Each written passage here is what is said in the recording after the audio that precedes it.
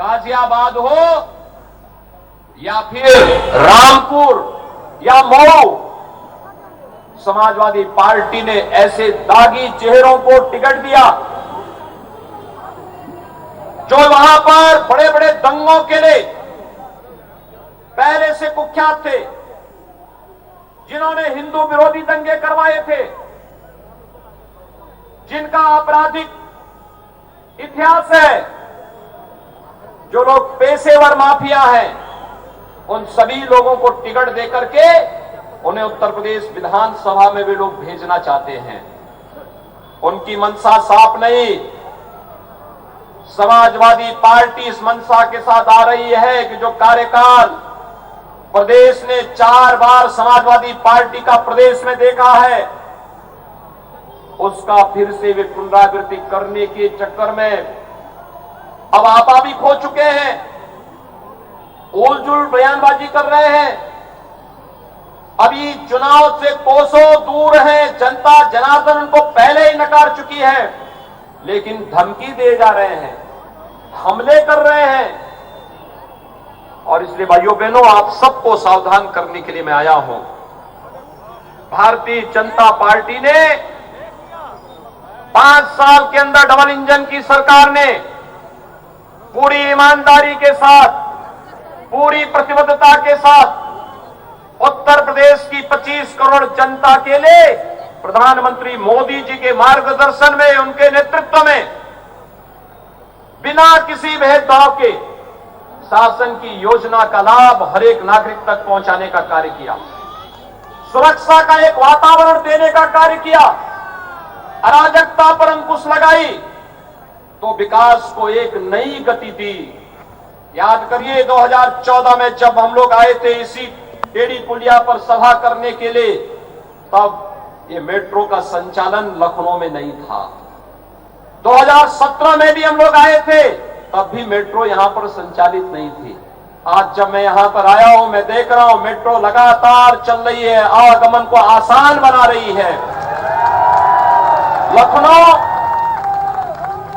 अब गंदगी का शहर नहीं, एक स्मार्ट सिटी बनने की ओर अग्रसर है। स्मार्ट सिटी मिशन में लखनऊ का आज स्थान आता है। यहां पर विकास की योजनाएं आगे बढ़ रही हैं। हमारा लखनऊ भी स्मार्ट सिटी बनेगा, और स्मार्ट सिटी बनने की ओर लखनऊ जो अग्रसर हुआ है, लखनऊ की तर्ज पर उत्तर प्रदेश के अंदर 17 ऐसी सिटी हैं जिन पर स्मार्ट सिटी मिशन के अंतर्गत कार्य हो रहा है।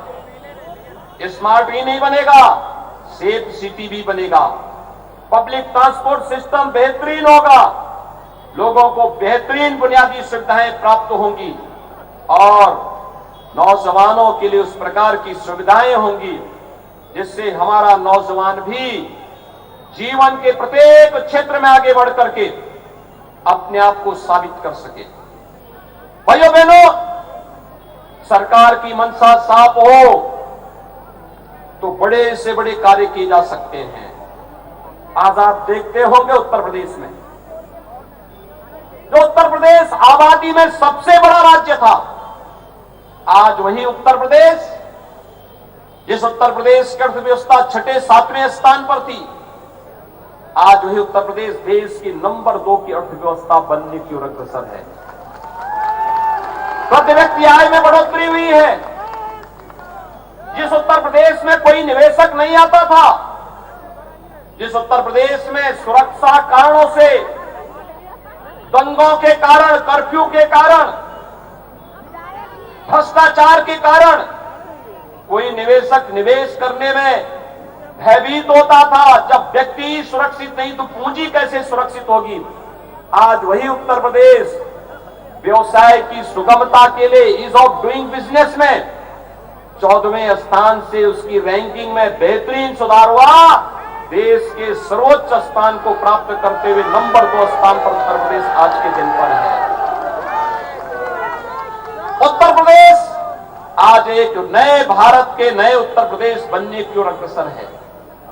और भाइयों बहनों, विकास की जो एक गाथा आज प्रधानमंत्री मोदी जी के नेतृत्व में, रक्षा मंत्री माननीय राजनाथ सिंह जी के नेतृत्व में तेजी के साथ आगे बढ़ रहा है।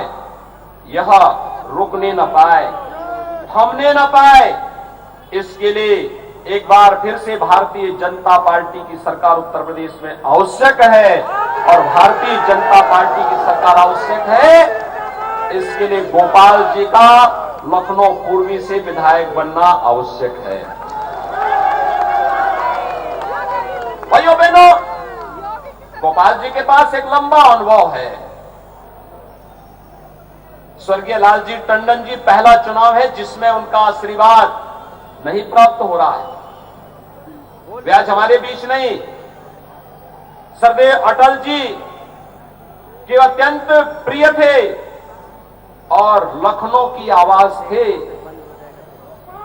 आज टंडन जी हमारे बीच नहीं है, सरदेव अटल जी भी हमारे बीच नहीं है, लेकिन ये दोनों पवित्र आत्माएं जहां कहीं होंगी अवश्य गोपाल जी को अपना आशीर्वाद दे रही होंगी और लखनऊ की जनता को अपना आशीर्वाद दे रही होंगी।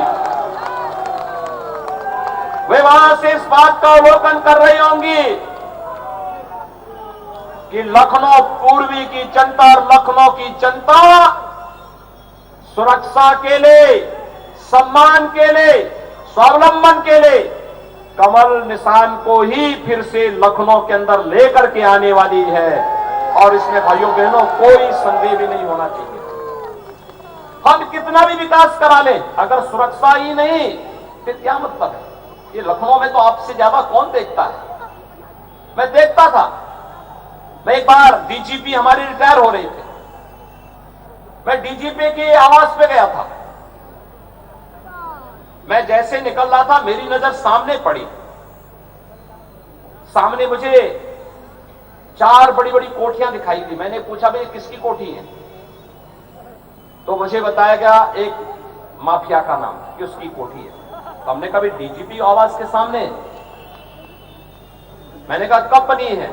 मुझे बताया गया है 2012 से 2016 के बीच में बनी है। तो मैंने कहा ये जमीन क्या उनकी अपनी पुश्तैनी जमीन थी? कहा साहब ये कहां है? तो समाजवादी पार्टी की सरकार के समय एक नारा लगता था, जो प्लाट खाली है वो प्लाट हमारा है। तो ये जमीन खाली थी, इसलिए उन्होंने उस माफिया ने अपने हवेली बना दी है। हमने कभी कहा सुरक्षा का कोई खतरा किसी को नहीं हुआ।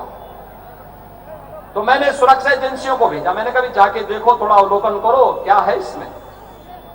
रहने के लिए व्यक्ति एक मकान बनाएगा, लेकिन 4-4 कोठी बनाने का मतलब क्या है?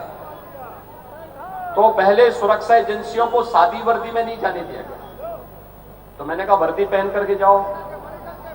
कहा लोगों को पता लग जाएगा। तो मैंने कहा पता लगने लगे न लगे उससे क्या आपको फर्क पड़ना है? देखो, मुझे माफिया के खिलाफ एक कार्रवाई प्रारंभ करनी है और मैं चाहता हूं ये कार्रवाई लखनऊ से प्रारंभ हो। और भाइयों बहनों, आपको याद होगा उत्तर प्रदेश सरकार ने अपना एक नया ब्रांड बनाया है। एक्सप्रेसवे के लिए भी बुलडोजर उपयोगी है और माफियाओं पर चढ़ाने के लिए भी। आप सहमत हैं ना? उत्तर प्रदेश का इंफ्रास्ट्रक्चर भी मजबूत हो रहा है। एक्सप्रेसवे के रूप में आज के दिन पर उत्तर प्रदेश जाना जा रहा है और लखनऊ की कनेक्टिविटी तो सबसे बेहतरीन हुई है एक्सप्रेसवे से। पूर्वांचल एक्सप्रेसवे पूर्वांचल को जोड़ रहा है, गंगा एक्सप्रेसवे पश्चिम उत्तर प्रदेश को जोड़ रहा है। इसके बगल में ही अभी हम लोग लखनऊ से कानपुर के बीच में एक ग्रीनफील्ड एक्सप्रेसवे का निर्माण कर रहे हैं। और भाइयों बहनों, लखनऊ के चारों ओर एक किसान पथ का निर्माण भी हो रहा है। तो अभी लखनऊ में एक एलिवेटेड हाईवे का निर्माण अलग से हम कर रहे हैं, जिससे लखनऊ की समस्या का समाधान अस्थायी, यानी ये गोमती नदी के पैरेलल ये पूरा हाईवे जाएगा, पूरी जाम की समस्या का समाधान होगा। तो यह बुलडोजर उसके लिए भी आवश्यक है, लेकिन माफिया के ऊपर भी आवश्यक है। आपने देखा होगा, अब कोई किसी प्लॉट पे, किसी खाली प्लॉट पे कब्जा नहीं कर सकता, नहीं कर सकता। किसी सरकारी संपत्ति पर भी कब्जा नहीं कर सकता। हम लोग यहां पर इस दुष्प्रवृत्ति पर रोक लगाने की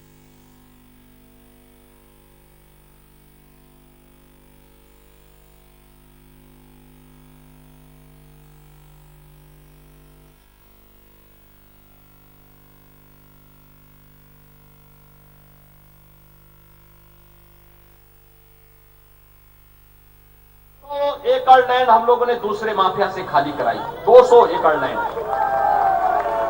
आज हम गरीबों के लिए वहां मकान बना रहे हैं। प्रयागराज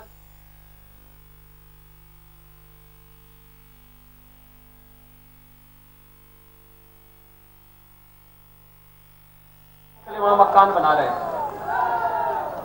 और मैंने कहा भी गरीबों के लिए भी बनाइए।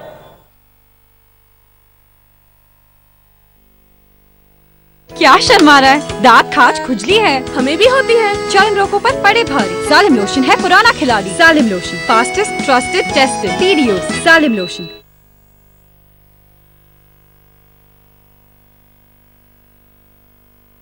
की जमीन तो उसका कब्जा उसको दे दो, जिससे कोई आने वाले समय में प्रदेश के अंदर अवैध प्लॉटों पर, संपत्तियों पर कब्जा करने का दुस्साहस न कर सके। आज आप देख सकते हैं, प्रदेश में न दंगा है, न फसाद है, न कर्फ्यू है। कर्फ्यू का स्थान तो अब कावड़ यात्रा ने ले लिया है। जहां बाजारों में पहले बमबाजी होती थी, अब तो हर हर बम बम के नारों के साथ कावड़ यात्री निकल रहे हैं। पर्व और त्योहारों में कोई शांति भंग नहीं करता है। पहले भाइयों बहनों, पहले सिपाही महोत्सव के नाम पर, अगर आप अखिलेश जी से पूछो कि सिपाही महोत्सव में क्या होता था, उनको स्वयं नहीं मालूम होगा, क्योंकि बड़े बाप के पुत्र हैं तो 12 बजे सो के उठेंगे, 2 बजे तक तैयार होने में लग जाएंगे, 4 बजे कोई व्यक्ति आएगा, कोई शिवपाल जैसा विद्वान आदमी आके समझाने के लिए जाएगा, और 4 बजे के बाद फिर उनको 1 घंटा समझाएगा कि ये बोलना है। तो उनको देश दुनिया की जानकारी कितनी होगी, आप स्वयं ही अनुमान लगा सकते हैं। और देखिए, नेताजी बहुत सूझबूझ वाले नेता हैं। आपने करल में देखा होगा ना, मुलायम सिंह जी ने प्रत्याशी का नाम नहीं लिया, क्योंकि वो जानते हैं कि सपा वहां हार रही है। तो उन्होंने कहा, भाई देखो, जिसको तुम्हें वोट देना है दे देना।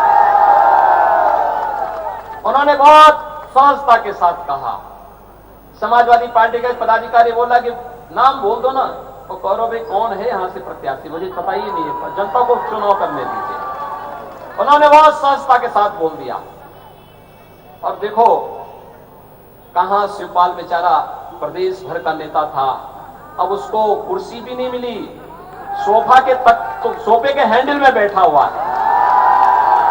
हमने तो पहले किया था। आप सहज अनुमान लगा सकते हैं, जो अपना चाचा का नहीं हो सकता, क्या आपका होगा? और भाइयों बहनों, उनको कुछ देश और दुनिया की जानकारी नहीं, पता ही नहीं है। कभी वैक्सीन के खिलाफ दुष्प्रचार करेंगे। अभी 2 चरणों के चुनाव हुए थे, 2 चरणों में कुल 113 सीटों पर चुनाव हुए। तो 113 सीटों पर चुनाव होते, कहते हैं सपा तो 300 सीट जीत गई है। तो ये दिन में सपना देखने वाले लोग हैं, दिन में सोते हैं, इसलिए सपने भी दिन में देखते हैं। इसलिए भाइयों बहनों, प्रदेश को सपना देखने वाले नहीं, बल्कि संकल्पों के साथ बढ़ाने वाली सरकार है। और उस संकल्प के साथ भारतीय जनता पार्टी की डबल इंजन सरकार लेकर के आपके साथ आई।